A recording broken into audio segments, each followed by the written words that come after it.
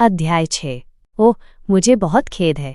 अपने पिता का मूड खराब न करने के लिए मैंने जल्दी से माफ़ी मांग ली और उनसे पीछे हटने की कोशिश की। उन्होंने मेरी कलाई पकड़ ली। हिलना मत।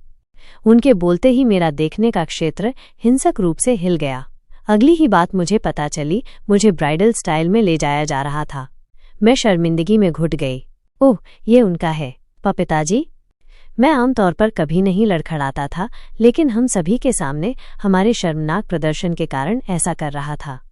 मेरा जवाब देने के बजाय वो मुझे अपनी बाहों में लिए चलता रहा। हम वापस गाड़ी में जा रहे हैं।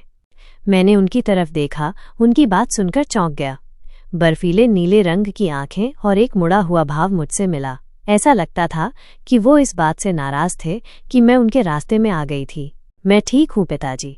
मैंने उसे नीचे रखने के लिए मनाने की कोशिश की, लेकिन उसने मुझे नज़रअंदाज कर दिया। शांत रहो, उसने ठंडी आवाज़ में आदेश दिया। जैसा कि उन्होंने मुझे एक शर्मनाक स्थिति में पकड़े रखा, मैंने किसी तरह अपनी शर्म को निगल लिया। वो आज ऐसा क्यों कर रहे हैं?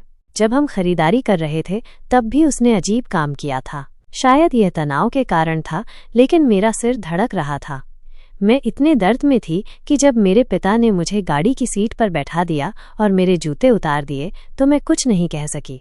ये दर्द होता है। मुझे अपने पैरों के पीछे चुभने वाली सनसनी महसूस हुई। शायद मैंने अपनी एड़ी खराब कर ली है। जब मैं घर जाऊंगी तो कुछ दवा लगाऊंगी और आराम करूंगी। जैसा कि मैंने दर्द को सहने की कोशिश की, मैंने एक कठोर आवाज़ सुनी। आपने मुझे क्यों नहीं बताया? ऐसा लगता था कि मेरे पिता का मूड खराब था, क्योंकि मैंने उनका दिन खराब कर दिया था। मेरे विरोध के बावजूद वो गाड़ी में आने पर जोर देते रहे।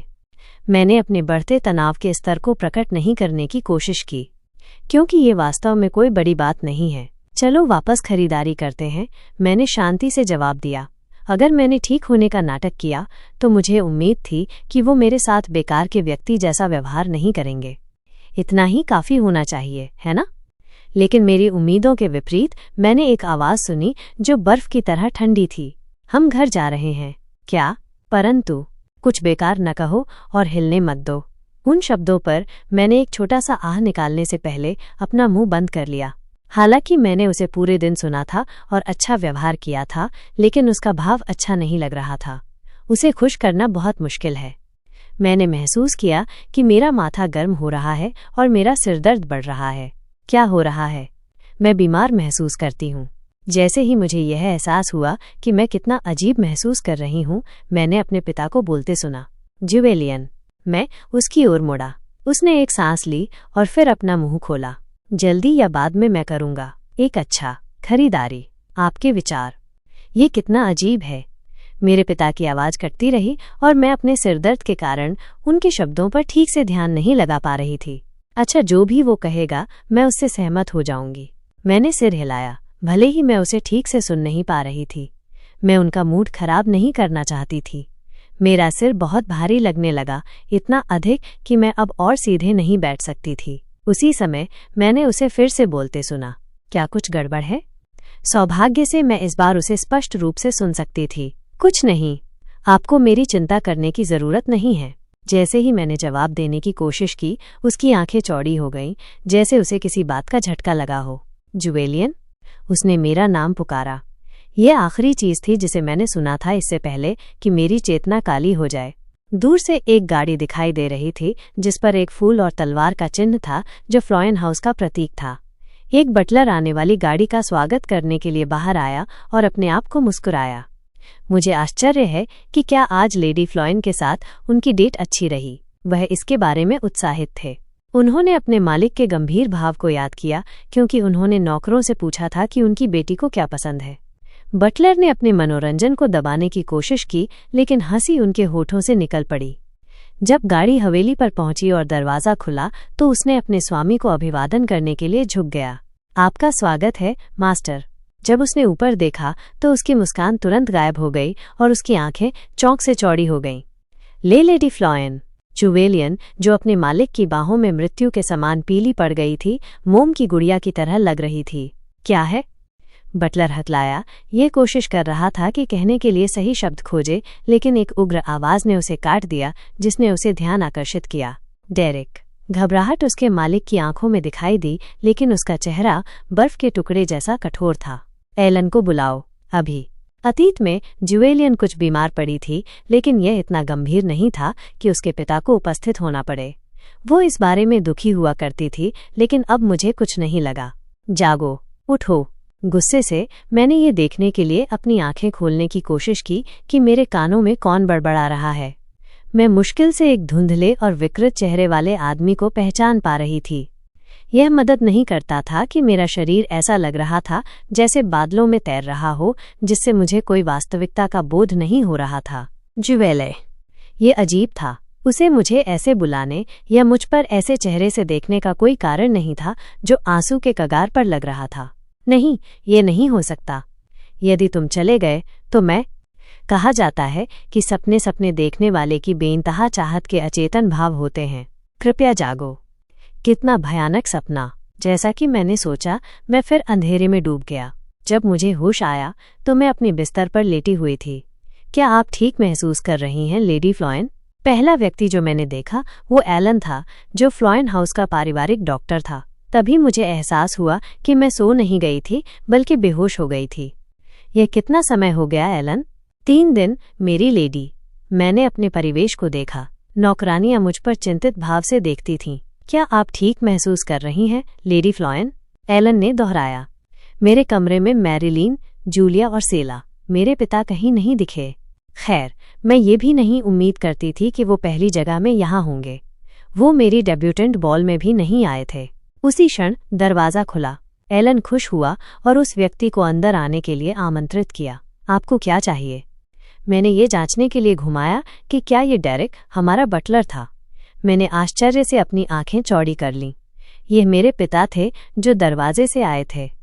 वो यहाँ क्यों हैं? मैं उसे घूरती रही, ये विश्वास करने में असमर्थ थी कि वो वास्तव में यहाँ था। उन्होंने धीरे से अपना हाथ मेरे सिर पर रखा। आप जाग गईं? उसकी भावहीन आवाज के व पे छोटी ई की मात्रा प, र पे बड़ी ई की मात्रा ट, उसका बड़ा हाथ काफी गर्म लगा। क्या ये सपना है? मैं मुश्किल से विश्वास कर पा रही थी कि क्या हो रहा है। जैसा कि मैं अनजाने में उसे घूरती रही, उसका हाथ पीछे हट गया। आराम करो। मैं उसकी पीछे हटने वाली आकृति को खाली दिमाग से देखती रही, फिर खुद से हंस पड़ी। बेवकूफ मत बनो, जुवेलियन। वह छोटी उम्र से ही मेरे प्रति निर्दय रहा है। उसने मुझे मूल उपन्यास में भी हिरासत में लिया था। वो सिर्फ इसलिए मुझ पर जांच कर रहा है क्योंकि वह एक निर्दय पिता की तरह नहीं दिखना चाहता जो अपनी बीमार बेटी की उपेक्षा करता है। मैंने निरर्थक उम्मीदों को विकसित करने से बचने के लिए किसी भी लटके हुए लगाव को नष्ट कर दिया। आपने हाल ही में खुद को बहुत ज्यादा थका लिया है। कृपया आराम से रहें। जैसा कि एलन ने सलाह दी, मैंने अपने बिस्तर पर एक किताब पढ़कर आराम करने का फैसला किया। यह उबाऊ है। एक उपन्यास अधिक मनोरंजक होता, लेकिन यह पुस्तक मानव संसाधनों और संपत्ति प्रबंधन के बारे में थी। यही मुझे अब तक पढ़ाई की उपेक्षा करने का फल मिल रहा है। कुछ लोग सोच सकते हैं कि ड्यूक की इकलौती बेटी भी पढ़ाई करने की जहमत क्यों उठाएगी, लेकिन वास्तविकता इतनी सरल नहीं थी। मेरे पिता मुझ जैसी अयोग्य व्यक्ति को अपना उपाधि नहीं देंगे, इसलिए ये संभावना है कि वो उत्तराधिकारी पैदा करने के लिए पुनर्विवाह कर लेंगे। उस दशा में मुझे भी शादी करनी होगी या विरासत के एक छोटे से हिस्से के साथ ही स्वतंत्र हो जाना होगा। लेकिन मेरा पूर्व करने का कोई इरादा नहीं था। शादी करना बहुत जोखिम भरा होगा।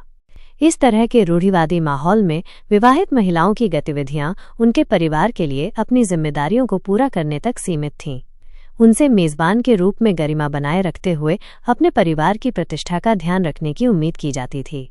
इसके अलावा अगर पति उनकी आय का एकमात्र स्रोत होता तो उन्हें भव्य जीवन जीने पर प्रतिबंध लगाना पड़ सकता था। ये सब मेरे लक्ष्य के खिलाफ है, जो है जब चाहूं जो चाहूं उस पे पैसा खर्च करना। केवल एक ही उपाय था। अगर मुझे कुछ विरासत मिल जाए और मैं स्वतंत्र हो जाऊं तो शायद मैं और पैसा कमा सकूं। अगर मैं भाग्यशाली रहा तो मुझे विरासत का एक बड़ा हिस्सा और यहाँ तक कि मेरे पिता के जिम्मेदार कुछ खिताब भी मिल सकते थे। लेकिन सबसे बड़ी बाधा उसके बाद आई।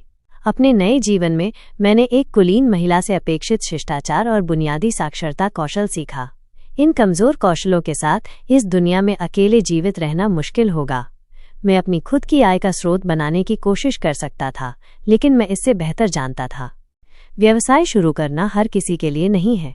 हालांकि मेरे पास आधुनिक सभ्यता का ज्ञान था, लेकिन बहुत सी चीजें ऐसी थीं जो मैं बनाना जानता था।